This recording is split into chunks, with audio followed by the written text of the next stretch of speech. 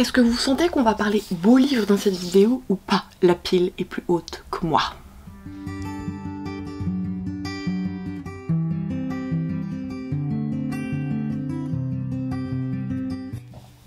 Coucou les Kimichou, j'espère que vous allez bien et c'est avec cette tête pas du tout fraîche de lendemain de soirée littéraire que je vous retrouve. Merci le make-up. Cette vidéo tombe beaucoup actuellement sur les réseaux sociaux, c'est celle avec nos plus beaux livres. Alors oui, j'avais très envie de la faire et vous allez voir que j'ai fait une sélection assez particulière. C'est-à-dire que je vous mens pas, il y en a peut-être 5, on va dire, qui sont quand même hyper populaires, que vous avez sûrement dû voir dans d'autres vidéos. Mais j'ai aussi beaucoup de trésors un petit peu plus méconnus que j'ai très envie de vous partager. Tout est en français, sauf un coffret collector, mais pour celui-ci, je pouvais pas ne pas le mettre, vous allez vite comprendre. C'est parti, on s'y attaque? Je vais donc débuter avec les seuls romans qui sont en version brochée, tout le restant c'est des toc-toc. Il s'agit du coffret collector de La Passe Miroir de Christiane Dabos, donc aux éditions Gallimard. Je sais pas ce que j'ai dit, mais c'est bien Christelle qu'elle s'appelle l'autrice. Hein. Je vous ferai pas des chroniques, je vous ferai pas des résumés. Si vous avez un doute, je vous mettrai un maximum de liens en barre d'informations.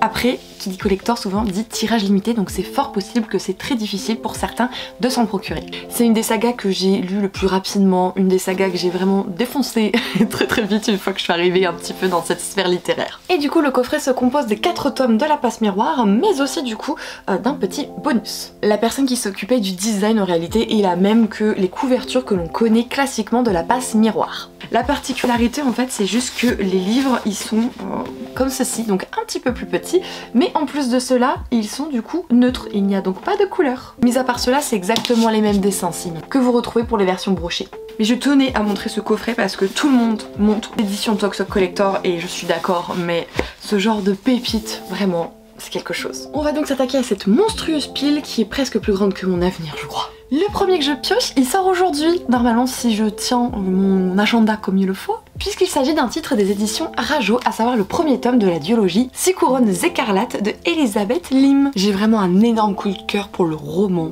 pour la jaquette en fait qui est superbe, les couleurs, oh, c'est une pépite, vraiment magnifique. En dessous aussi il est plutôt pas mal, mais en soi je préfère quand même avec la jaquette. Il possède également un jaspage bleu, et si vous ne le savez pas, j'adore les jaspages, vraiment j'adore. Et pourtant j'ai pas mis tous les Big Bang là qui en contiennent, genre Vespertine, Dark Rise, etc.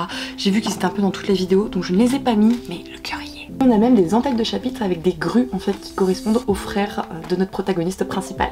Absolument superbe.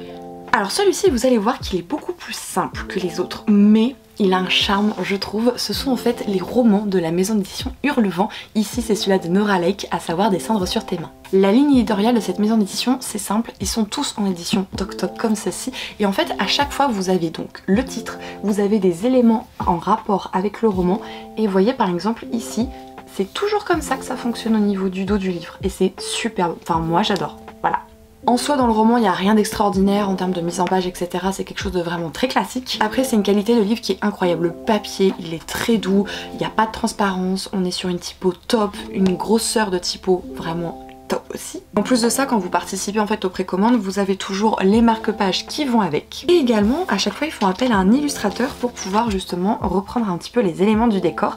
Et ici c'était donc cette petite carte. Petit bonus que propose cette maison d'édition, ce sont donc les chroniques et avis des partenaires puisqu'ils leur font lire avant l'édition, avant en fait qu'ils soient imprimés et du coup on a directement des petits extraits de leur avis à l'intérieur et ça c'est beaucoup trop cool. Ainsi qu'une petite dédicace. Les deux prochains ils sont assez connus j'avoue, mais personnellement enfin comment vous voulez pas mettre Light Arc. C'est de Alex Aster et c'est le premier tome de la saga, par contre ne me demandez pas le nombre de tomes, je n'en sais foutre rien. Il est superbe, vraiment des reflets de partout, incroyable le travail qui a été fait dessus. Oh, du foil argenté, en voulez-vous, en voilà, là j'adore. Ça c'est magnifique, très ancien, très vintage, trop bien. Et même le cucu il en prend pour son grade, enfin waouh, gros bonus les gars. Il y en a partout, et du jaspage partout, c'est waouh, incroyable. Je pense que je vais utiliser souvent les mêmes termes, mais enfin, regardez-moi ça. Oh, franchement, c'est trop bien que les maisons d'édition se mettent à faire ce genre de choses et c'est aussi hyper positif. Bon, c'est vrai que ça a un coût, c'est sûr, mais on est libre de le faire ou non. Et personnellement là-dessus, je suis une grosse victime de ce genre de choses, c'est-à-dire que je suis la première à me ruer dessus pour les acheter. On a aussi un petit travail sur les entêtes de chapitres. Le tout est de savoir si le contenu est aussi beau et prenant que le contenant. Le deuxième, je vous ai dit, très populaire, mais franchement je peux pas ne pas le mettre, hein, parce que Le Pont des Tempêtes, franchement, de Daniel L. Jensen aux éditions Brajlon, il est... Waouh. Enfin, on peut pas dire qu'il est pas beau, enfin franchement non, là faut pas déconner non plus, hein, il est incroyable.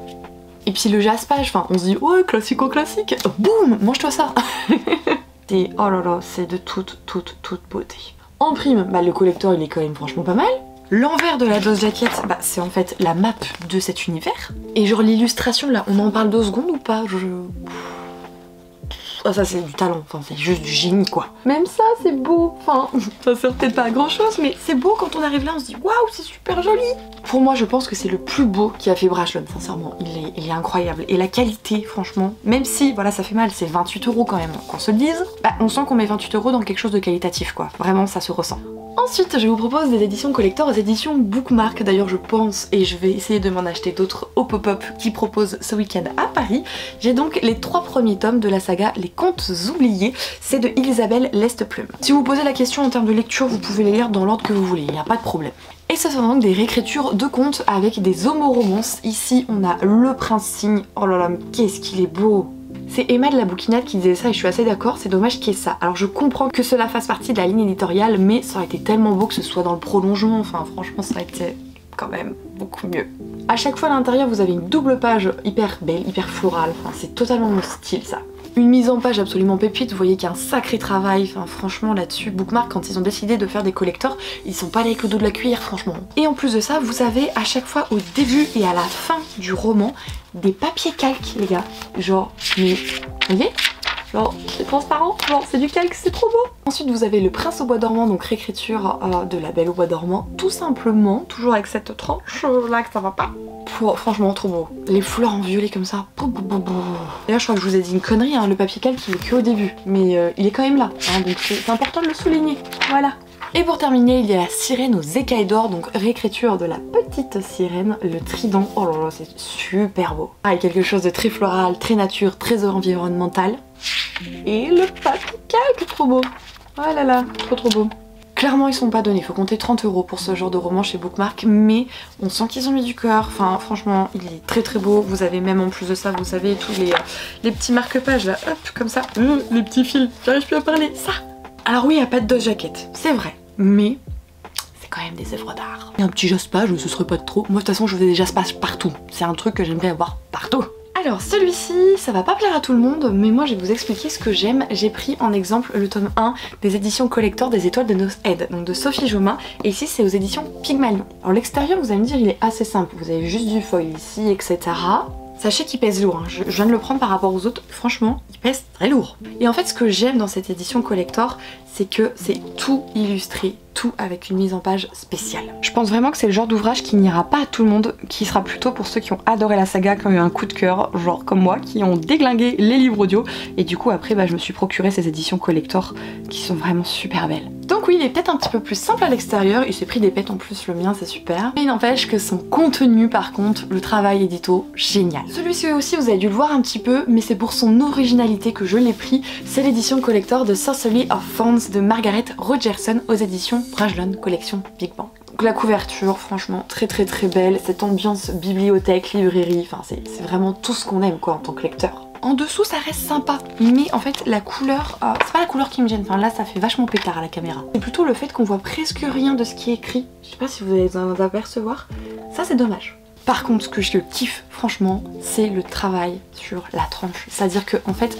c'est une édition grimoire, ça veut dire que vous avez des pages qui dépassent, en fait ce n'est pas parfaitement aligné, pour faire genre un vieux livre en fait avec des feuilles qui dépassent, des feuilles un peu déchirées. Alors après en théorie c'est pas déchiré hein, mais ça donne un peu cet aspect et je trouve que c'est hyper bien pensé de la part de la maison d'édition d'avoir fait ça clairement. À l'intérieur vous avez du coup ici l'image qui correspond à la version brochée du roman. Et pour le reste, il reste extrêmement classique. Alors celui-ci je l'ai pas lu et j'ai pas vu le film, donc s'il vous plaît me tapez pas. Mais oui, je possède l'édition collector. Déjà l'édition a donc un fourreau, ça c'est plutôt chouette, il n'y en a pas beaucoup. Et il est notamment question de Princess Bride, c'est écrit par William Goldman. Et là par contre, c'est quelle maison d'édition cette affaire? Ah bah les gars, on est chez Brajlon, encore. Je vous le montre d'un petit peu plus près, il est quand même très joli, là vous avez du foil en fait sur le texte, etc. Enfin c'est une très belle édition. Vous ouvrez, vous trouvez donc ceci. Si vous posez la question, en fait c'est l'édition du 40e anniversaire du roman, voilà.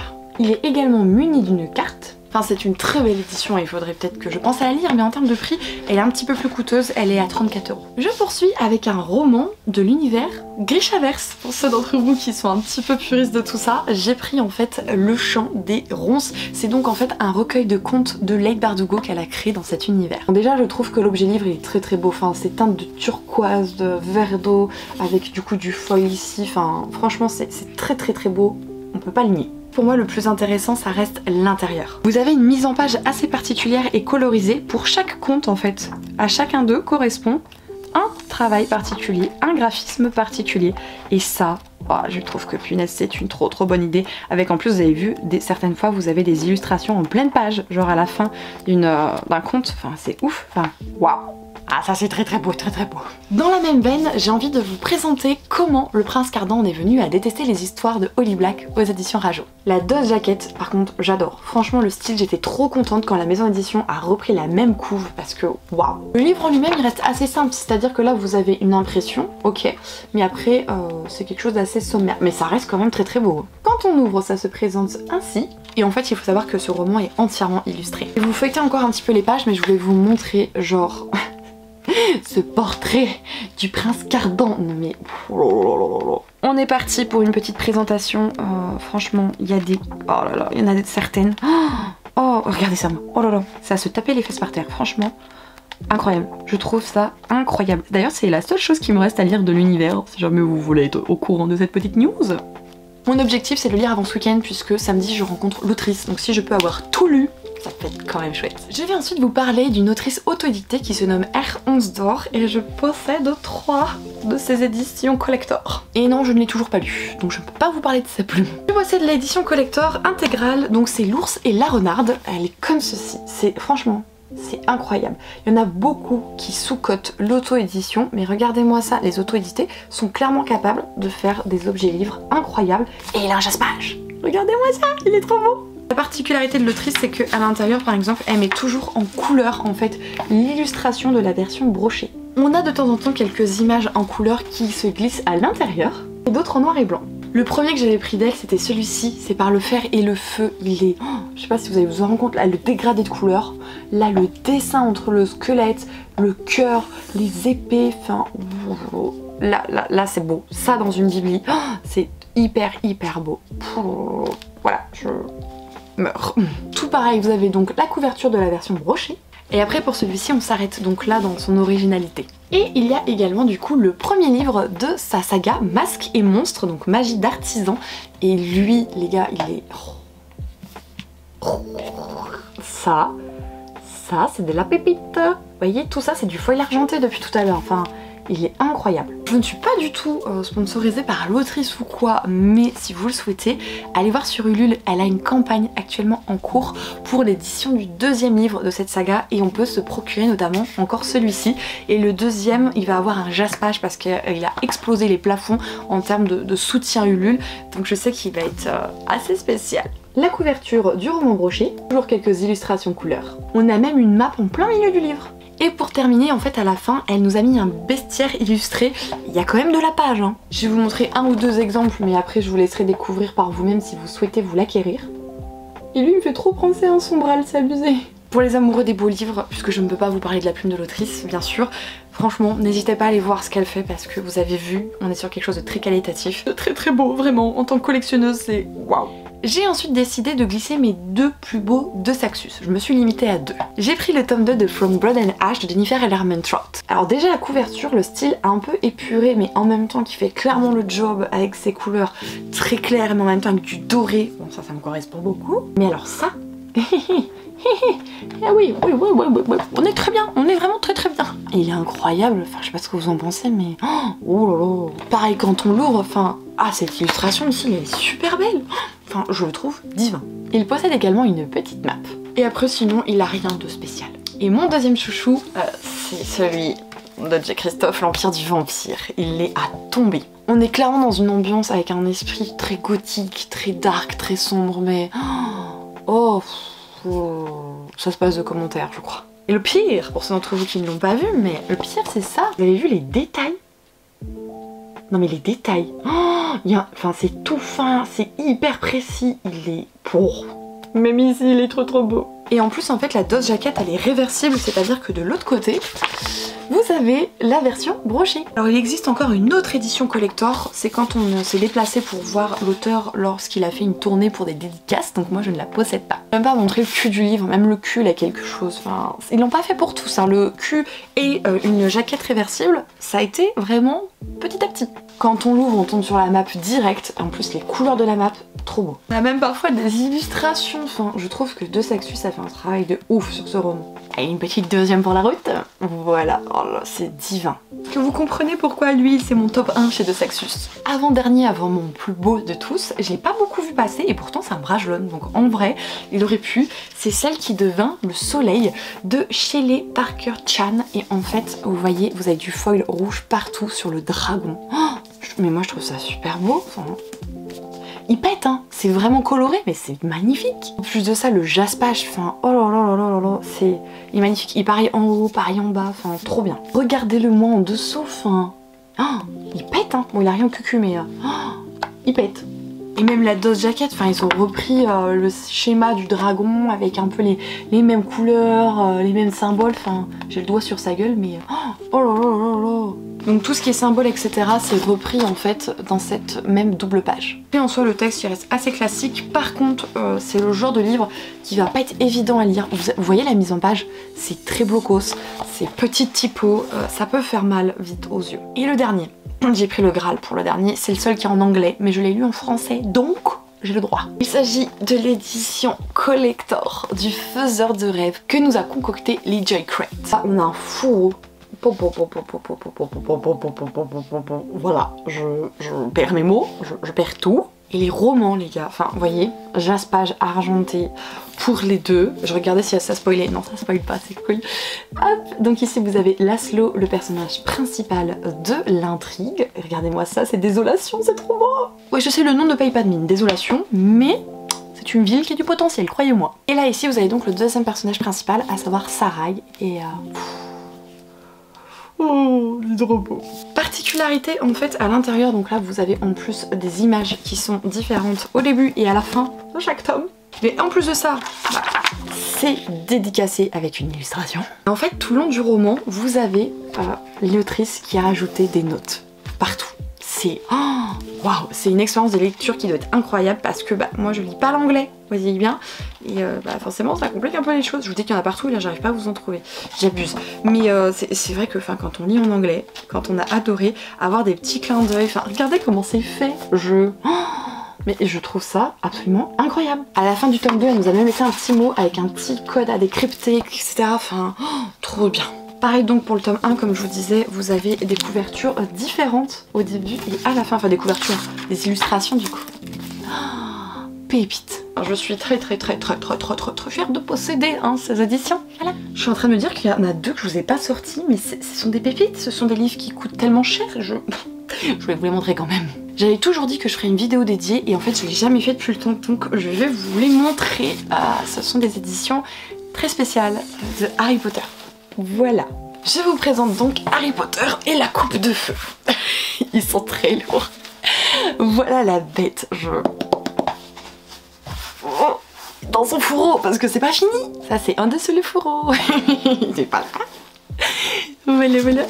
Ah la vache, il est trop beau. Bien sûr, il a un jaspage tout doré. Et l'intérieur, je sais pas comment je vais faire pour vous montrer parce que en vrai, il pèse le poids de 10 ânes morts, ce truc, c'est pas possible. Enfin, regarde-moi ça. Je vais essayer de me mettre comme ça du coup, mais vous allez voir, enfin, il y a des mises en page, il y a des dessins, il y a pas mal de petites choses.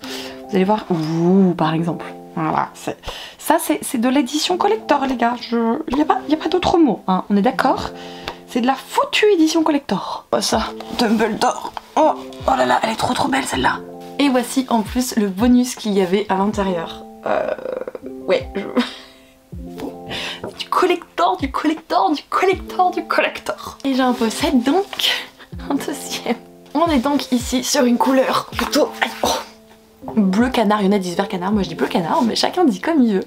Donc voilà un peu le fourreau. Il s'agit donc d'Harry Potter et le prisonnier d'Azkaban. Donc voilà un petit peu les détails. Hop, toujours avec un magnifique jaspage doré. Et pareil, l'intérieur, bah il est toujours aussi incroyable, hein, voilà. Je vais vous mettre quelques petits extraits parce que bon, il faut voir ça, c'est quelque chose je trouve vraiment. Est-ce qu'on va avoir une grande image? Enfin, il y en avait une juste avant. Hop, ah ouais, Buck. Ok, on valide. Et celui-ci était donc accompagné de ce dépliant.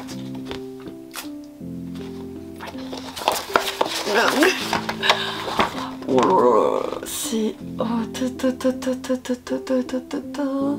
magnifique. Je sais pas si vous voyez parce que moi je vois rien. Faut savoir que les deux que je vous ai présentés, ils sont illustrés par Jim Kay, mais il n'y a pas que lui comme illustrateur dans cette collection-ci. Moi j'étais un petit peu moins fan du travail des autres, mais par contre Jim Kay, absolument magnifique. Kimi Chou, cette vidéo est à présent terminée. J'espère que celle-ci vous aura plu parce que en soi, je sais pas si vous avez l'impression, mais je me suis vraiment restreinte. C'est-à-dire que je vous ai pas mis des Harry Potter, je vous ai pas mis des Minalima, je vous ai pas mis des Pajama la combe, par exemple j'ai pas mis celui-ci non plus. Enfin, en vrai il y en avait moult. On aurait pu faire une vidéo d'1 heure. Mais j'étais très heureuse de vous la tourner et j'espère que vous aurez découvert des petites pépites et que cela aura pu ravir vos mirettes quelques petites minutes. Question difficile, mais n'hésitez pas à me partager le plus beau livre de votre bibliothèque en commentaire. Je vous retrouve très bientôt dans une prochaine vidéo les Kimi Chou et d'ici là, comme d'habitude, prenez soin de vous. Ciao ciao.